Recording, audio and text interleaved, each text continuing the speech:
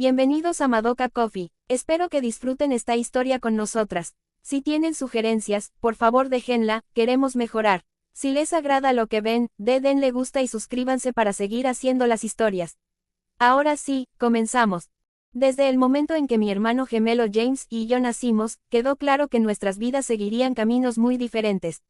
De niños compartíamos todo. Cumpleaños, habitación e incluso los mismos sueños y esperanzas. Pero había algo que no compartíamos de forma igual, el amor y la atención de nuestros padres. James era el hijo de oro, la niña de sus ojos. Podía hacer lo que quisiera y nunca estaba mal. Cualquier logro suyo, por pequeño que fuera, se celebraba como si hubiera ganado una medalla olímpica. Yo, en cambio, era como una sombra, un pensamiento secundario bajo el brillo de su grandeza. Mis logros eran recibidos con indiferencia. Mis intereses eran considerados triviales. Recuerdo una Navidad cuando teníamos 7 años, James pidió una bicicleta nueva y brillante. Yo pedí una caja de acuarelas. La mañana de Navidad, sus ojos brillaron al abrir su bicicleta soñada. Mientras yo recibí un set barato de pinturas de marca desconocida, que parecía comprado de último minuto en una tienda de descuento. El mensaje estaba claro. Sus sueños valían más que los míos. Este favoritismo no era solo por los regalos. Se notaba en todos los aspectos de nuestra vida. En la escuela, si James se metía en problemas, era solo cosas de niños. Cuando yo sacaba buenas notas, apenas lo mencionaban. Y si James reprobaba, de alguna forma era mi culpa por no ayudarlo lo suficiente. Mis éxitos quedaban opacados por sus fracasos. Mis alegrías, eclipsadas por sus caprichos. James aprendió rápido a aprovechar esa diferencia. Mentía, me acusaba de cosas que no había hecho, y nuestros padres le creían sin dudar. Yo terminaba castigado por sus travesuras. Cada acusación falsa era otro golpe a mi ya frágil autoestima. Lo peor no era el castigo en sí, sino la traición. Darme cuenta de que mi propia sangre prefería verme sufrir antes que enfrentar las consecuencias de sus actos. Hubo un incidente que todavía me persigue. James rompió un jarrón, una reliquia familiar muy querida. Cuando mi madre preguntó quién había sido, él me señaló sin pensarlo 2 veces. A pesar de mis protestas, me castigaron un mes entero, sin ver a mis amigos ni participar en ninguna actividad extracurricular.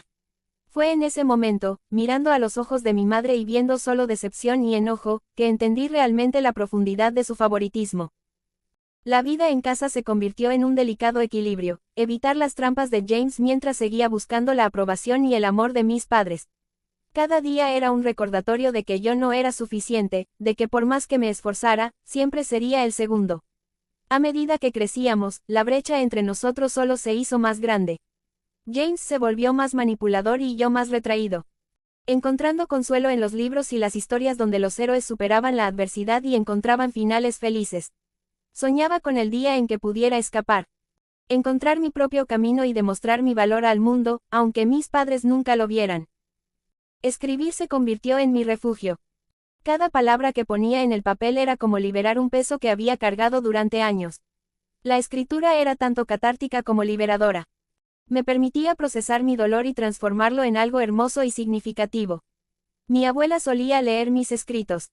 Sus ojos se arrugaban de orgullo y comprensión. Tienes un don, me decía, y por primera vez empecé a creerlo. Con el apoyo inquebrantable de Eleanor, comencé a reconstruir mi vida. Me inscribí en un colegio comunitario local, enfocándome en escritura creativa y literatura. Mis días se llenaban de clases y mis noches de escritura. Las palabras fluían de mí como un río liberado de una represa. Encontré una comunidad de personas con mi misma pasión por las historias, y juntos nos animábamos a alcanzar nuevas alturas. La casa de Eleanor se convirtió en mi santuario, un lugar donde podía retirarme del mundo y encontrar consuelo en mi escritura. Su fe en mí era una fuente constante de fuerza. Su amor, una luz guía en mis momentos más oscuros. Me enseñó que yo era más que la suma de mi pasado, que tenía el poder de forjar mi propio destino. A medida que ganaba confianza en mi escritura, empecé a enviar mis trabajos a publicaciones locales. La primera vez que vi mi nombre impreso, sentí una oleada de validación y orgullo. Mis palabras estaban siendo leídas y apreciadas. Mi voz, finalmente, era escuchada. Fue una pequeña victoria, pero marcó el comienzo de un nuevo capítulo en mi vida. A lo largo de todo esto, Eleanor siguió siendo mi roca, su presencia un ancla firme en las mareas cambiantes de mi vida. Ella me había dado el regalo más grande de todos, la creencia en mi propio valor. Y con esa creencia, sabía que podría enfrentar cualquier desafío que viniera. El santuario de mi abuela no solo me salvó, sino que también me liberó. Libre para soñar, para escribir y para convertirme en la persona que siempre estuve destinada a ser. Encontrar consuelo en el santuario de mi abuela me permitió descubrir mi verdadera pasión por la escritura, pero fue el camino que siguió lo que realmente definió mi ruta hacia la libertad y el éxito. Con el constante aliento de Eleanor, me sumergí en el mundo de las palabras, dejando que mis historias y experiencias fluyeran en las páginas de mis diarios y trabajos. Mis días en el colegio comunitario fueron un torbellino de aprendizaje y descubrimiento. Devoraba cada libro que caía en mis manos, desde clásicos de la literatura hasta novelas contemporáneas, cada uno ofreciéndome nuevas ideas e inspiración. Mis profesores reconocieron mi talento y me empujaron a pulir mi oficio, dándome retroalimentación constructiva y motivadora.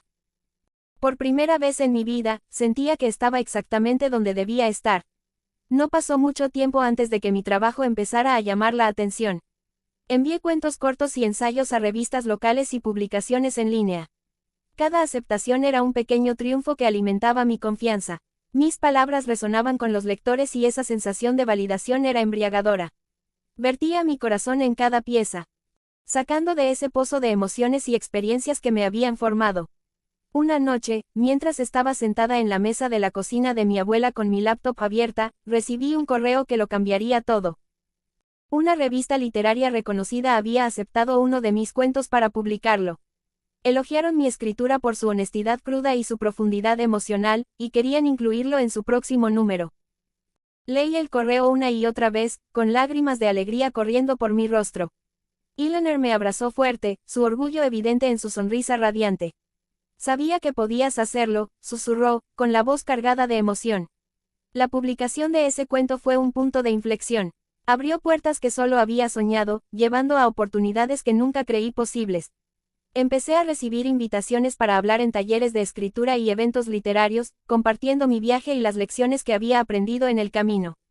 Cada compromiso era una oportunidad para conectar con otros que habían enfrentado sus propias luchas, para inspirarlos a encontrar su voz y contar sus propias historias.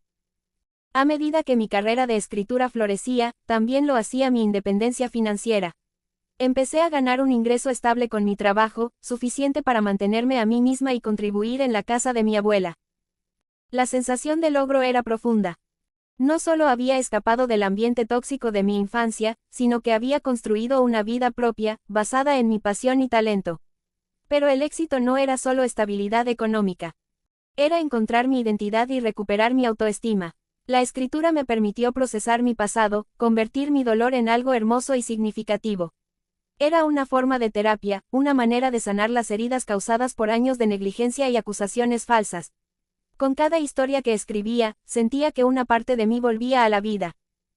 Uno de los momentos más memorables llegó cuando una importante editorial aceptó publicar mi primera novela. Era la historia de una joven que superaba el abandono familiar y encontraba su voz a través de las palabras. Muchos críticos la describieron como conmovedora y poderosa, y los lectores se identificaron profundamente con la protagonista. La novela se convirtió en un éxito de ventas inesperado. De repente, mi nombre estaba en las listas de bestsellers y recibía invitaciones para entrevistas y giras de promoción. Por primera vez en mi vida, me sentía vista y valorada por quien realmente era. Mientras tanto, mi abuela Eleanor estaba siempre a mi lado, celebrando cada victoria como si fuera suya. Su salud empezaba a deteriorarse con los años, pero su espíritu seguía siendo tan fuerte como siempre. Me aseguré de que recibiera la mejor atención posible y pasábamos muchas tardes tranquilas juntas, recordando los viejos tiempos y soñando con el futuro. Fue durante una de esas tardes tranquilas cuando recibí una llamada que nunca esperé. Era mi madre. Su voz sonaba temblorosa y vacilante, muy diferente al tono frío y distante que recordaba de mi infancia. Necesitamos hablar, dijo. Es sobre James, y sobre la familia. Sentí una mezcla de sorpresa, enojo y curiosidad. Después de tantos años de silencio, ahora querían hablar. Mi madre me contó que James había caído en problemas graves. Sus mentiras y manipulación finalmente lo habían alcanzado. Había perdido su trabajo, acumulado deudas importantes y su matrimonio estaba en ruinas. Mis padres habían gastado gran parte de sus ahorros intentando ayudarlo, y ahora se enfrentaban a dificultades económicas. Sabemos que te ha ido bien, dijo mi madre con voz suplicante. Tu libro está en todas partes. Solo queremos un poco de ayuda para salir de este apuro. Somos familia, después de todo. Por un momento me quedé en silencio, procesando sus palabras. La ironía era casi poética. Después de años de rechazarme, ignorar mis logros y creerle a James sobre mí, ahora venían pidiendo dinero. Colgué el teléfono sin prometer nada, pero con una idea clara formándose en mi mente. No sería la víctima indefensa que recordaban. Esta vez, tenía el poder. Y planeaba usarlo. Esa llamada de mi madre desató una tormenta de emociones que creía haber superado hacía años. Enojo, tristeza, incredulidad. Todo volvió de golpe. Durante días caminé por la casa de mi abuela como un fantasma, reviviendo cada momento de rechazo, cada mentira de James que había sido creída sin cuestionar. Eleanor me observaba en silencio, respetando mi espacio, pero siempre lista para escuchar cuando yo estuviera preparada. Finalmente, una tarde, me senté con ella en el porche y le conté todo. Sus ojos se llenaron de comprensión y sabiduría. Hija mía, me dijo con voz suave, tienes todo el derecho de estar furiosa. Pero recuerda que la venganza es un plato que se sirve frío. Y a veces ni siquiera vale la pena probarlo. Sus palabras me hicieron pensar. ¿Quería yo realmente venganza? ¿O solo quería justicia, cierre? ¿O tal vez solo ser escuchada por primera vez? Decidí responder a mi madre. No con un sí inmediato, ni con un rotundo no. Le dije que podíamos vernos en persona para hablar. Quería mirarles a los ojos cuando me pidieran ayuda después de todo lo que habían hecho. El encuentro fue en un café neutral, lejos de la casa familiar. Cuando llegué, vi a mis padres sentados juntos. Lucían más viejos, cansados y nerviosos. James no estaba presente, según ellos, estaba demasiado avergonzado para venir. Mi madre empezó a hablar casi de inmediato, con voz entrecortada, sabemos que no hemos sido justos contigo. Las cosas se nos salieron de las manos. James siempre fue más complicado, mi padre añadió. Pero eres nuestra hija, la familia debe ayudarse en los momentos difíciles. Escuché en silencio mientras enumeraban todas las deudas, los problemas de James, la hipoteca de la casa y cómo mi éxito podía salvarlos. No hubo una verdadera disculpa. No mencionaron las mentiras, el favoritismo ni los años en que me trataron como si fuera invisible o peor, una carga. Cuando terminaron, respiré profundo y dije. Durante años me hicieron sentir que no valía nada. James mentía y ustedes le creían siempre. Me echaron de casa basándose en sus palabras. Y ahora, solo porque tengo éxito, quieren que les salve. El silencio que siguió fue pesado. Mi madre empezó a llorar, mi padre bajó la mirada. Les dije que consideraría ayudarlos. Pero con condiciones, no sería un regalo. Sería un préstamo, con contrato legal, intereses y plazos claros. Además, quería una conversación honesta con James presente, donde él admitiera sus mentiras frente a todos. Sus rostros cambiaron. Esperaban compasión fácil, no condiciones. Salí de ese café con una extraña mezcla de poder y tristeza. Había puesto límites claros, pero sabía que esto apenas empezaba. La revelación de la confesión de James fue un momento decisivo, pero lo que siguió fue aún más liberador. Mis padres finalmente vieron los mensajes. El silencio que vino después fue ensordecedor. No hubo llamadas, no hubo disculpas, solo el vacío que yo ya conocía demasiado bien. Pero esta vez, el silencio no me dolió. Me sentí fuerte. Por primera vez, había puesto la verdad por encima de su aprobación. La noticia se extendió rápidamente en la familia extendida. Tíos, tías y primos empezaron a escribirme. Algunos expresaban sorpresa, otros decepción con mis padres, y varios me ofrecieron su apoyo incondicional. El castillo de mentiras que habían construido durante años comenzaba a derrumbarse. Mientras tanto, mi carrera seguía creciendo. Mi libro ganó un premio literario importante y fui invitada a dar charlas en universidades y eventos culturales. Cada vez que subía al escenario, contaba mi historia con honestidad, sin victimizarme, pero sin ocultar el dolor que había vivido. Muchos se identificaban. Me decían que mi experiencia les había dado valor para enfrentar sus propias dinámicas familiares tóxicas. Eleanor, aunque más frágil con el paso del tiempo, seguía siendo mi mayor fan. Estás cambiando vidas, me decía con orgullo.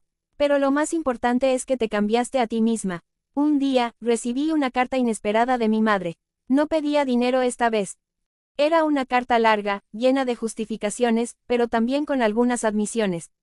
Decía que lamentaba cómo habían ido las cosas, que James siempre había sido más difícil, y que no supieron cómo manejarlo.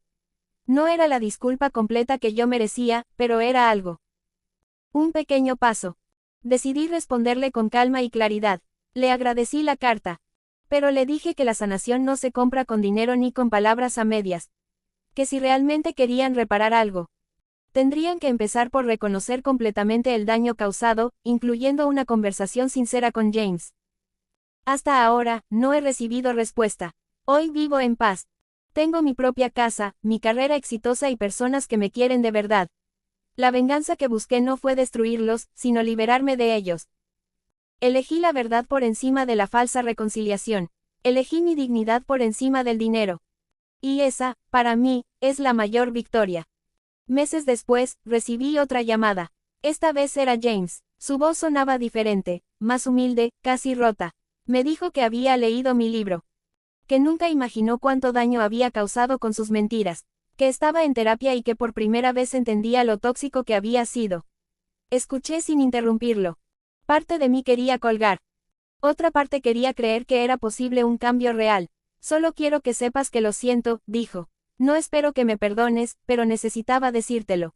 Por primera vez en mi vida, mi hermano gemelo sonaba sincero. No estaba pidiendo dinero.